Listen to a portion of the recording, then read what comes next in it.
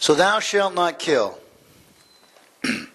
You would think this would be a no-brainer, right? I mean, everybody knows the rules of life. But then again, our society is apparently 9 times more violent than any other country on earth. Now think about that. You know, how could we be more violent than some of these third world dictatorships? But there's a lot of murders that go on in the United States of America. Apparently, with freedom comes the misuse of freedom. And how many of us have anger issues? Okay? Especially as guys. Well, we've got some anger issues. And maybe we could blame it on the television. We watch TV and apparently, I forgot the stats, but you see a murder every certain amount of minutes. Okay, if you watch any kind of television, you're going to see people being murdered constantly. And I think that does something to us. That desensitizes us to violence. And I think subtly it releases into our psyche we're conditioned to think that there's an alternative way of solving our problems and expressing our inner rage. And the fact of the matter is, according to the Psalms, God hates violence. You know, back in 1973, following the lead of Russia and England, the United States passed legislature that women have the right to abort a child. And it's her body, and it's her right to do with her body whatever she wants to do. Okay?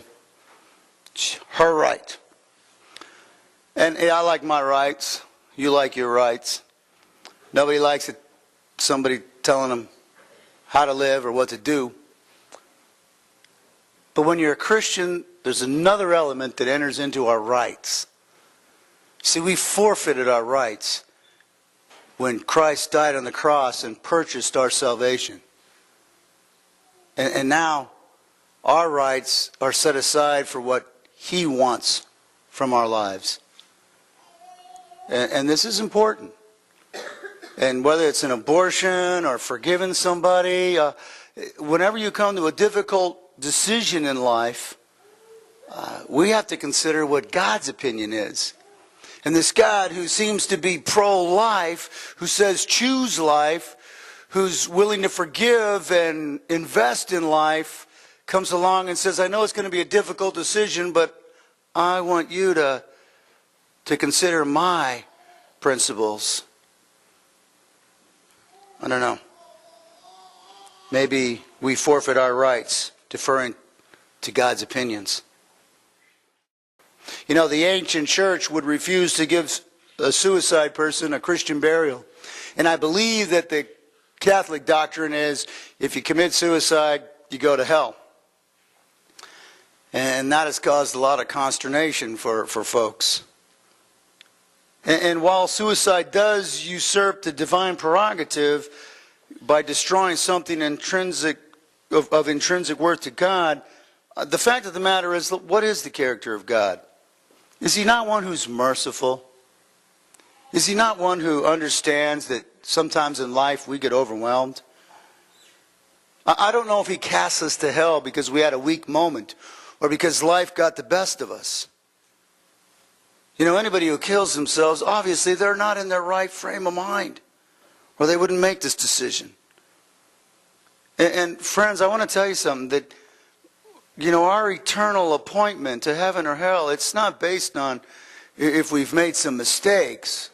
It's based on our hope in Jesus Christ. So if you know somebody who's connected to a suicide situation, maybe you can bring them a positive word about a God who's inclined to love and forgive. You know, I remember reading about a man who was going to church, and he comes down to the altar to kneel and pray, and he kneels down, and then he gets up and goes to the back of the wall, and he's really agitated.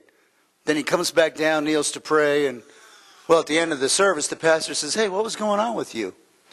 The guy said, you know what, I was going down to kneel to pray, and I realized I'm kneeling next to the guy that killed my father. And I vowed that I was going to kill him the first chance I got. So I knelt down to him. I realized who he was. I went to the back of the wall. And then I remembered that Jesus had to forgive his murderers. So it took me a moment to work that through. I read this story and I go, oh man, that's heavy. And once again, we see how Jesus addresses the inside of our lives. He calls us to have a forgiving disposition rather than a vengeful spirit.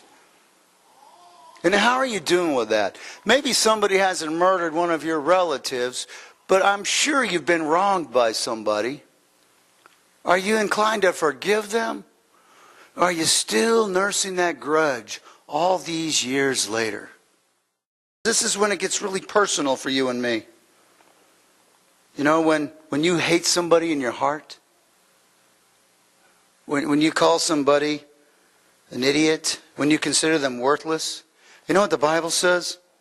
It says, you've heard that it was said, you shall not commit murder, and whoever commits murder is liable to the court.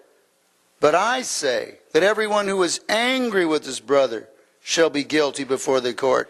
And whoever shall say to his brother, empty head, shall be guilty before the Supreme Court. And whoever shall say, you fool, shall be guilty enough to go into the fiery hell. What's Jesus saying here? What he's saying is, the inside of your heart, is it full of compassion? Are you inclined to forgive? Do you keep investing in difficult people? Or do you find a people group to hate and then unleash all the negative, sinful side of your character upon these people? Now the Bible says vengeance is mine, and I always get excited about that when I think of my enemies. But then I stop and think about those who are applying that to me. Maybe I'm glad it's going to be mercy that I'll receive rather than vengeance. And by the way, I've got a great way of getting even with my enemies now. I don't have any enemies, by the way, okay? It's just a theoretical concept here. But when someone does me wrong, you know how I pray? I don't pray, Lord, get them. I say, Lord, make them a Christian. And that's how I think we're supposed to go through life. We live in a complicated society. Christ wants us to forgive and invest in the sinner just as he does.